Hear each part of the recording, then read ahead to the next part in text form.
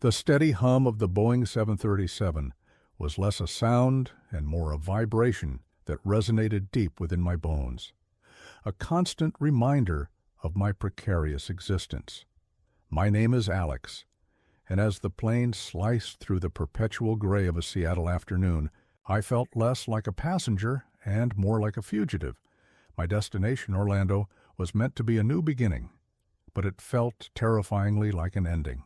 The startup I'd co-founded, a dream I'd poured 5 years, every waking thought, and every last dollar into had imploded just a month prior. It wasn't just a business failure. It was a personal catastrophe that had taken my savings, my identity, and ultimately my fiancée, Sarah. Her words still echoed, cold and clear. "I can't build a future on this kind of uncertainty, Alex." My window seat offered a grim view of the Pacific Northwest, a landscape perpetually weeping under a bruised sky, mirroring the storm raging inside me. Each droplet of rain streaking across the glass felt like a tiny tear, a collective sigh of the universe for my predicament. Inside the cabin, life pulsed with an irritating vibrancy. Families, their children squealing with anticipation for theme parks, couples giggling over shared secrets, business travelers tapping away on laptops, their faces etched with purpose. Each happy face was a blunt instrument chipping away at my already fragile composure. I just wanted to vanish, to become as invisible as the air molecules swirling around me. As the seatbelt sign illuminated, I leaned my head against the cool plastic of the window, trying to slow the frantic rhythm of my heart. That's when she appeared. A flight attendant, her presence a quiet ripple in the turbulent air of my thoughts. She was perhaps in her late 40s, her uniform crisp, but her eyes held a warmth that seemed to pierce through the practiced politeness. "Everything all right, sir?" she asked, her voice a soft melody amidst the cabin's growing chatter. I managed a weak, almost imperceptible nod. "Just a long week," I mumbled, desperately hoping she'd pass by, leaving me to my misery, but she didn't. She paused, her gaze holding mine, a silent acknowledgement passing between us. "Sometimes a long week can feel like a lifetime," she said, her voice dropping to a near whisper, laden with an empathy that caught me off guard. She didn't press, didn't pry. Instead, with a gentle, almost maternal gesture, she offered me a thick navy blue blanket and a small bottle of chilled water. "We'll be taking off shortly," she added, her smile a small, comforting anchor in the sea of my anxiety, before gracefully moving down the aisle. The roar of the engines intensified, a primal scream as the plane hurtled down the runway. I squeezed, my eyes shut, the G-forces pressing me back into the seat, momentarily pinning my despair. When I opened them again, the world outside had transformed.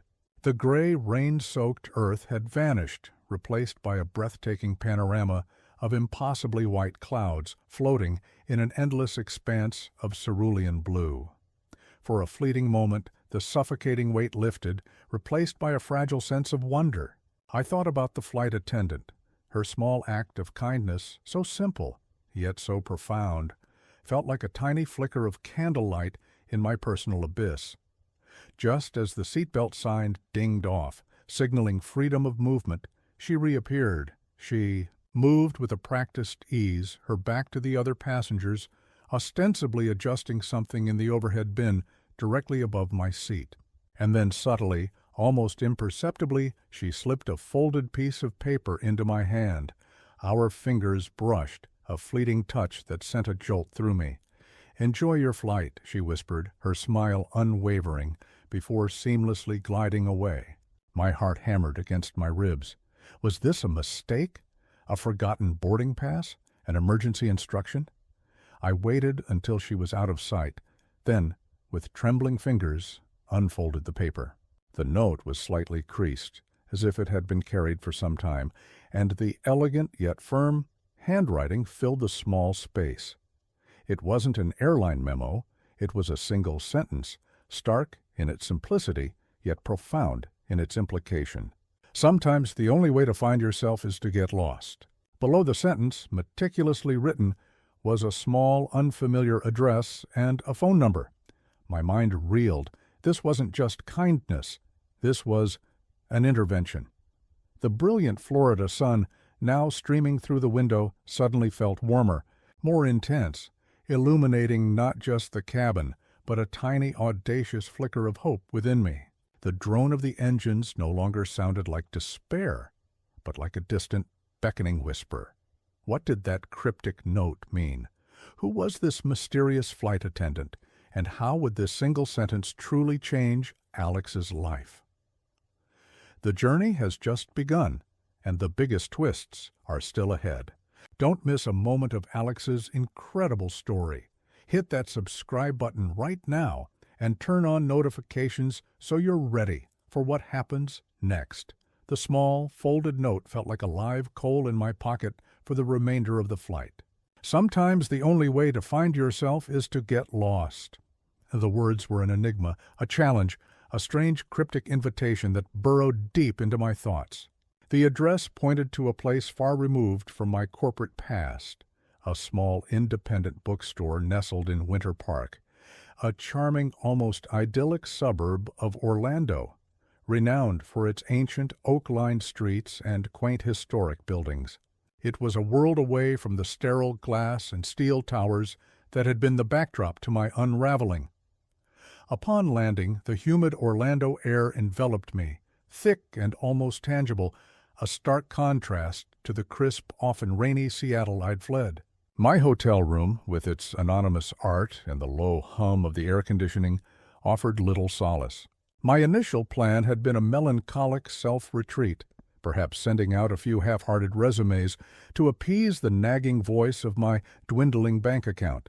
But now, a different, more compelling impulse tugged at me, an inexplicable curiosity, ignited by a stranger's intuitive kindness. I hesitated, the phone heavy in my hand, before dialing the number on the note. A warm, slightly raspy voice answered, "Winter Park Books, how can I help you?" "Hi, my name is Alex," I stammered, feeling utterly foolish, a lost child clinging to a fragment of hope. I was given your number by a flight attendant on a flight from Seattle today." There was a perceptible beat of silence on the other end, a moment stretched taut with anticipation. Then a soft, knowing chuckle. "Ah, Eleanor," the voice mused, a hint of affection in her tone. "She has a knack for connecting people with what they need, even if they don't know it yet. Are you looking for a particular book, Alex?" I paused, searching for words. "Not exactly," I admitted, the truth hanging heavy in the air. I don't really know what I'm looking for." The voice, which I now understood belonged to a woman, was infused with an incredible patience. "Well, perhaps you should come by," she suggested, her tone gentle yet firm. "We open at 9 tomorrow morning." The next day dawned with a brilliant, unapologetic clarity. The sun, a golden orb in a cloudless sky, cast long, benevolent shadows across the suburban streets. The humid Florida air, thick and alive, carried the sweet, intoxicating scent of orange blossoms, a smell so alien and comforting it felt like a promise. I found Winter Park Books tucked away on a quiet side street, its facade a charming blend of weathered brick and climbing ivy, an oasis of calm. Inside, the air was a rich tapestry of scents, the comforting, musty aroma of old paper, the sharp, invigorating tang of fresh coffee, and an underlying sweetness from fragrant candles. Bookshelves stretched to the soaring ceiling, overflowing with untold stories, ancient knowledge, and boundless dreams, each spine a silent invitation to another world. Behind the worn wooden counter, a woman with vibrant silver hair pulled back. In a loose, elegant bun, sat perched on a stool, her reading glasses resting precariously on the tip of her nose. Her eyes, a striking shade of sapphire blue, sparkled with intelligence and a faint, almost mischievous glint. "Alex, I presume?" she asked, a knowing smile playing on her lips, as if she'd been expecting me all along. "I'm Beatrice, Eleanor's sister." We talked for what felt like hours that morning, the world outside the bookstore fading into an indistinct hum. Beatrice, a retired English professor with a quiet, observant demeanor, was an extraordinary listener. She didn't interrupt, didn't judge as I stumbled through the raw, unvarnished story of my catastrophic startup failure, the broken engagement, and the gnawing feeling of being adrift. The sting of my failures, still so fresh, felt less acute in her presence. She didn't offer facile platitudes or unsolicited advice. Instead, she shared stories from her own life, tales of unexpected setbacks, sudden shifts in direction, and the quiet resilience found in embracing vulnerability.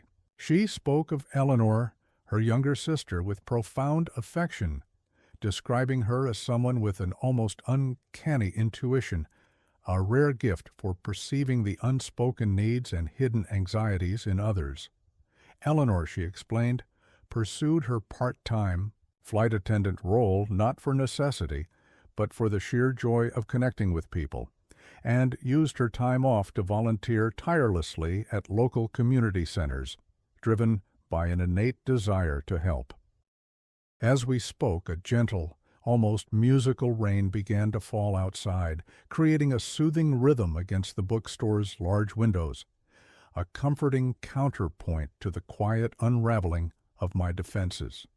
Beatrice, sensing my profound need for structure and purpose, offered me a temporary job. We could use an extra pair of hands with inventory and customer service, she said, her voice kind. A way to occupy your mind and, as I like to say, recalibrate your internal compass. It wasn't just a job offer, it was a lifeline, a tangible anchor in the churning waters of my uncertainty.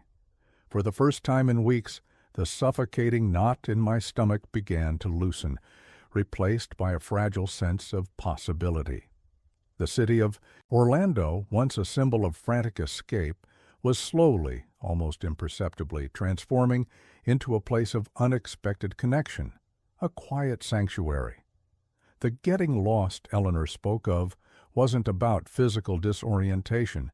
It was about shedding the old prescribed paths, the rigid expectations I had imposed on myself, and allowing myself to stumble into something new, something real, something that felt authentically like me. Alex has found an unexpected safe haven, but a new job and a supportive community are just the first steps.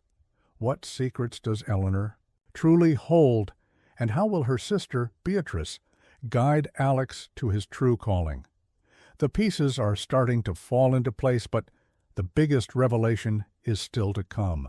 Make sure you're subscribed and have notifications turned on so you don't miss the powerful conclusion to Alex's journey of rediscovery. You won't believe how this story ends. Days at Winter Park Books melted into weeks, then into a blurred succession of sun-drenched Florida mornings. The gentle, predictable rhythm of the bookstore became a powerful balm to my fractured spirit. I learned the quiet, almost meditative art of shelving books, each volume a small world waiting to be discovered. I found unexpected satisfaction in recommending a perfect read to a curious customer, watching their eyes light up with anticipation. Most profoundly, I rediscovered the simple, profound joy of connecting with people, not over business deals or career aspirations, but over shared stories, over the universal human experience contained within bound pages. Beatrice, with her boundless patience and quiet wisdom, transformed from a benevolent stranger into a true mentor. She never pushed, never prodded, never offered unsolicited advice. Instead, she would subtly offer a fresh perspective, a nuanced insight that helped me reframe my situation, allowing me to view my past failures not as definitive endings, but as painful yet necessary detours. I began to wake up without that familiar, debilitating dread, the vibrant Florida sunshine streaming into my small rented room, feeling less like a cruel joke and more like a genuine, warm embrace. One languid afternoon, as a warm, sweet breeze rustled the leaves of the oak trees outside, carrying the scent of blooming jasmine, Eleanor walked into the bookstore. She wasn't in her airline uniform this time. She was dressed in comfortable jeans and a vibrant, patterned blouse, her hair a loose cascade around her shoulders. Her eyes, those same kind, intuitive eyes, lit up with genuine delight when she saw me behind the counter. "You came," she exclaimed, her smile radiant, her voice filled with an almost childlike joy. We sat at a small antique table near the front window, sipping strong, dark coffee. I tried to express the depth of my gratitude, fumbling for the right words to convey how her seemingly small act of kindness had literally rerouted the trajectory of my life. She just waved it off, her eyes twinkling with a knowing light. "You were ready for it, Alex," she said simply. "Sometimes you just need a little nudge in the right direction. The compass was always within you." She then shared more of her own journey, a difficult and painful divorce years ago that had left her feeling utterly adrift, unmoored from everything she knew. It was then, she explained, that she started flying, not just for the adventure or the income, but as a deliberate way to connect with the transient, diverse humanity of the world. She found solace and ultimately a profound sense of purpose in offering a moment of genuine kindness in what could often be a lonely or stressful experience for others. She shared whispers of other notes she'd given, other quiet, almost imperceptible interventions, always based on an intuitive read of a person's vulnerability and their openness to a gentle suggestion. It was during these profound conversations, with Eleanor and Beatrice, surrounded by the comforting, almost sacred scent of thousands of stories, that I began to understand my own next steps with startling clarity. My startup failure, the shattered engagement, these weren't final destinations, but rather incredibly painful, yet ultimately formative detours. I realized that my deepest passion wasn't just in building something new in the tech world, but in helping others and connecting with people on a deeper, more meaningful level. Inspired, I started volunteering at a local community center, applying my tech skills to overhaul their outdated website and streamline their outreach programs. It was a small step, a seemingly insignificant contribution compared to the grand ambitions I once held, but it felt monumental, infused with a newfound sense of purpose and genuine satisfaction. The quiet joy of helping others, of seeing a tangible positive impact from my efforts, was far more fulfilling than any fleeting corporate success I had ever chased. One magical evening, as the brilliant Florida sun dipped below the horizon, painting the sky in fiery hues of orange, pink, and deep violet, I stood on the charming porch of the bookstore, the cool evening air a welcome embrace against my skin. I called my parents, a conversation I'd dreaded for months, now filled with a strange, empowering lightness. I told them everything about the flight, the enigmatic note, the incredible sisters, Beatrice and Eleanor, and the quiet sanctuary of the bookstore. I told them I was okay, more than okay. I was finding my footing, not by desperately trying to rebuild the old shattered fragments of my life, but by building a completely new one, brick by unexpected brick, guided by an inner compass I hadn't yet known I possessed. The flight attendant's note hadn't offered a magical solution, a secret map, or a miraculous cure. It had offered something far more profound, an invitation to trust in the unknown, to embrace the profound discomfort of being lost long enough to discover a new sense of direction, a direction that was truly my own. I was still figuring things out, the path ahead still hazy in places, but the suffocating weight that had crushed me for months was finally gone, replaced by a quiet sense of purpose, a gentle, unwavering hope. The simple kindness of a stranger, a seemingly insignificant note slipped into my trembling hand, had been the unexpected catalyst. It wasn't about grand gestures or dramatic pronouncements.